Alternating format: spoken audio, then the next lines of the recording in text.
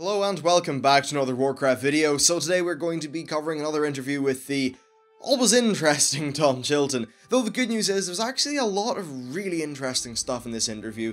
There's two interviews actually. The main one is with Icy Veins, who of course many of you will know, and then the other one is with Game, and Game are a UK retailer, though their interview was a bit more PR-ish, it wasn't really diving into the depths of the details. But the good news about Icy Veins is that of course they were. So let's get started with the very first interview. Now then, the very first thing that we have to cover here is that Tom said that they're actually currently developing zones for the next expansion. And then he also said that, of course, the main delay for Warlords was the near 50% increase in team size, etc.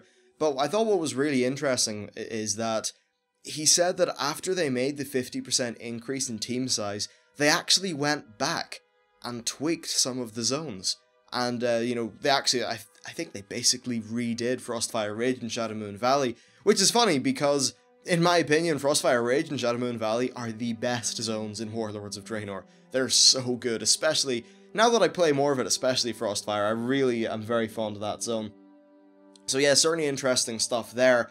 And yeah, zones for the next expansion are in production. Now that the team's up to speed, maybe we'll be getting an expansion every 12 to 18 months. I would personally prefer 18 in 3 raid tiers, but we'll just have to see how it pans out. Still, though, it was really interesting to hear Tom actually categorically say things like this. And yeah, so the big question is, what are the new zones? What is the next expansion?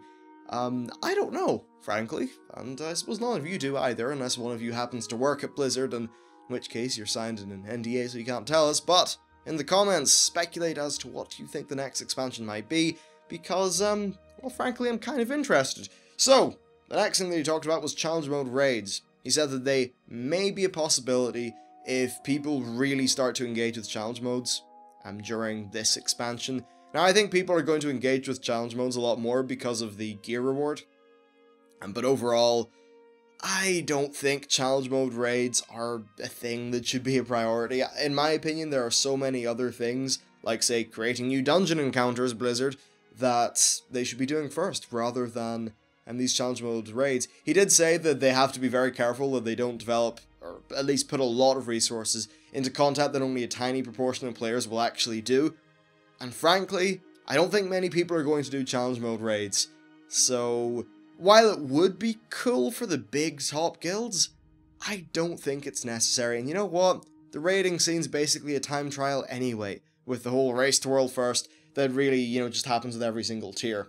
Okay, so next we have got probably, well, at least what was to me one of the most interesting things that Tom said all interview, and that is that they were actually considering, and still are considering, making Northrend and Outland last from level 60 to level 80. I think that's such a good idea, actually. And now the reason why I think it's a good idea is because in terms of the continuity and the timeline, both of them are completely isolated. You could go from regular, just like 1 through 60, into Northrend, and okay, you'd have the Deathwing troubles, and the fact that the login screen with the burning Lich King makes no sense, but you could go in there, pop back into the Cataclysm leveling, and that would be fine. That would be really cool. Right now, I think that, the pace of leveling through Northrend and Outland is so fast that you don't get to experience any of the zones in a way that makes any sense, and it's just a bit of a crap experience for a lot of people.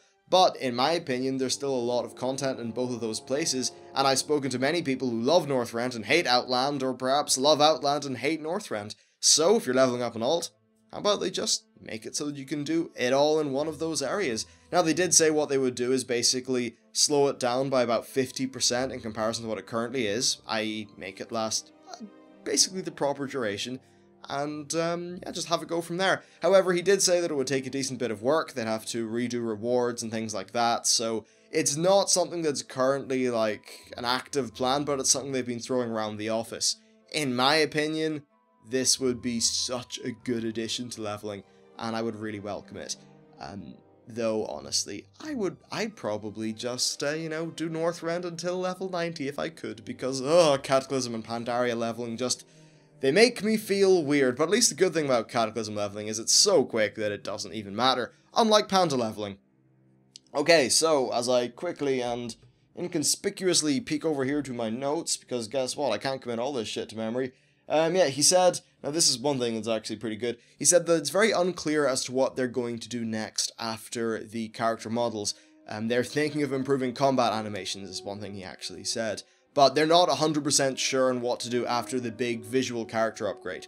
Here's my thoughts on the matter. Combat upgrades, fantastic, but here's what I really want. Clipping. Fix it. Fix it. I don't care, just fix clipping. Fix the... Here's another really annoying thing. On the current transmog that I like on my Draenei Hunter, guess what? Doesn't work because she now has 4 horns. The 2 regular ones and the 2 from the helm. Surely it would make sense if they could somehow be amalgamated, or, you know, even if that was a checkbox. So I think any characters that have got like horns or maybe hair at the back, like say the Worgen and the Tauren, they just need to be fixed because some of that visual stuff is so annoying. And it really just ruins some transmog sets for a lot of classes. So I'd say, yeah, first of all, please fix things clipping through other things, because that's a lot of crap. But then, absolutely, improve the combat animations and just the flow of combat. I think that would be pretty cool. Anyway, so finally he said that the progress race is balanced enough, and there's no need to tweak anything. That's in regards to the heroic rating progress. And generally what we see is the guilds, in 1 to 3 days, pretty much clear the normal mode. Raids, now in Warlords, that will be heroic mode, and then the mythic mode, Warlords, or heroic mode, Pandaria, is cleared within, you know, a few weeks, whatever. Generally, I think that's fine, actually. You know, I thought the Siege of Orgrimmar race was quite entertaining, so was the Throne of Thunder one, actually. But, yeah, certainly I think that it's at an okay enough pace.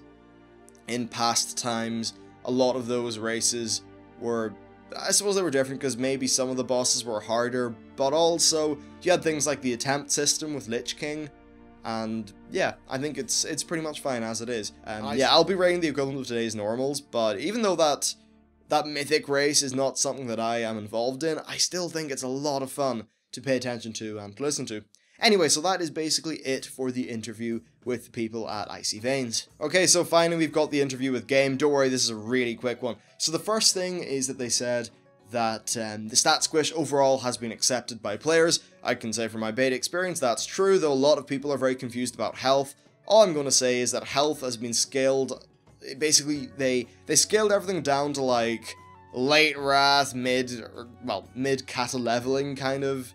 Well, no, basically early Cataclysm numbers. They scaled it down to that, and then they doubled the health because they can remove some things like resilience, and it just allows them to better balance how damage is going on with you know, with players. So hopefully that should lead to less spikiness and lots of stuff like that. Now, he also said that the reason the prune happened is because some classes were getting out of hand. They were getting away from their current designs. He said that especially the Arms Warrior very much got away from its original design. This is all stuff that's been said before, but now that I've actually watched these videos, I want to say that you should absolutely check out Preach's videos on the legacy of the Warrior, Rogue, Paladin, and whatever the hell the other class he did was. They're really interesting, and I think they'll give you a bit of insight into how just things have sort of, maybe in some cases, bloated up since vanilla. But yeah, I just thought it was worth mentioning that because they're excellent videos, and most of you probably didn't play in vanilla, so yeah, definitely pretty cool to see. And finally, he said that Tolbarad went the wrong way after they did Wintergrasp. Basically, Wintergrasp was kind of Battleground-ish, but then Tolbarad was super Battleground-ish. And that was the wrong way to go because it wasn't world PvP and a lot of people just didn't like it. Yeah, that was right. The one thing about Wintergrasp is it felt like an epic siege.